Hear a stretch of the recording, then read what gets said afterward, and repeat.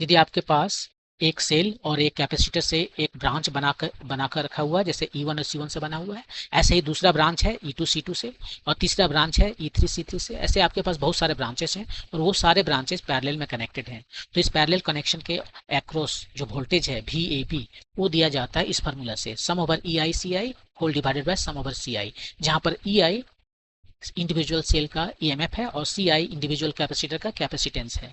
यह voltage steady state voltage, यानी वह समय जब किसी भी बैटरी से कोई करंट फ्लो नहीं कर रहा है। एक बार आप ए और बी के बीच में वोल्टेज पता कर लिए तो आप किसी भी कैपेसिटर के अक्रॉस वोल्टेज पता कर सकते हैं या फिर उस पर जो चार्ज है वो पता कर सकते हैं। इसको एक एग्जाम्पल से समझते हैं। यहाँ पर 3 सेल्स और 4 कैपेसिटर कनेक्टेड है। एक्चुअली यहाँ पर 4 ब्रांचेस हमारे पास हैं और वो चारों ब्रांचेस पैरेलल में कनेक्टेड है। अब इस फार्मूला को इस्तेमाल करके यदि हम वोल्टेज अक्रॉस ए और बी के निकालें तो हमें 5.43 वोल्ट आता है। यहाँ पर नोट कीजिए, फर्स्ट सेल के लिए हमने -10 वोल्ट लिखा है क्योंकि इसका नेगेटिव टर्मिनल ए से कनेक्टेड है। बाकी सेल्स का पॉजिटिव टर्मिनल ए से कनेक्टेड है, तो बाकी के लिए हमने प्लस लिखा है।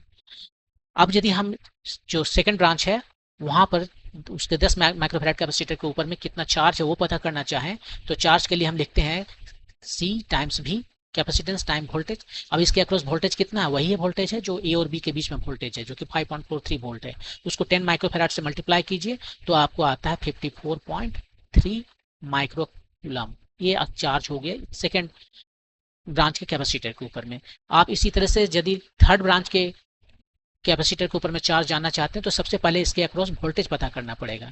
यहाँ पर जो वोल्टेज आप देख रहे हो 5.43 वोल्ट, वो इस कैपेसिटर और इस सेल के दोनों के अक्रॉस है। तो सेल तो अकेले ही 4 वोल्ट का ड्रॉप कर रहा है पोटेंशियल, तो ये इसके अक्रॉस जो वोल्टेज होगा वो होगा 5.43 -4, सो 1.43 वोल्ट इसके अक्रॉस वोल्टेज आ गया। तो इसके अक्रॉस वोल्टेज में पता चल गया तो यहाँ पर चार्ज जो है वो भी हमें पता चल जाएगा। इसका सी भी, सी जो है सो 10 माइक्रोफैराड है और ये इसके अक्रॉस वोल्टेज 1.43 वोल्ट है। तो ये आया 14.3 माइक्रोकूलम। तो इस तरह से आप फर्स्ट ब्रांच या लास्ट ब्रांच के चार्ज के कैपेसिटर के ऊपर में जो चार्ज है वो भी निकाल सकते हैं। इसका कोई लिमिटेशन है क्या? हाँ, इसका एक लिमिटेशन है कि यदि हम फर्स्ट और लास्ट दोनों लूप को छोड़ दें तो बाकी समय जो हॉरिजॉन्टल ब्रांच मिलता है, यहाँ पर ये जो हॉरिजॉन्टल ब्रांच आपको नजर आ रहा है उसमें कोई कैपेसिटर नहीं होना चाहिए। यदि कैपेसिटर होगा तो काम नहीं करेगा। कोई बैटरी नहीं होना चाहिए, नहीं तो भी काम नहीं करेगा। रेजिस्टेंस है तो चलेगा, उसमें कोई प्रॉब्लम नहीं है। बस इतना ही लिमिटेशन इसके साथ है, वरना आप इसको हमेशा लगा सकते हैं।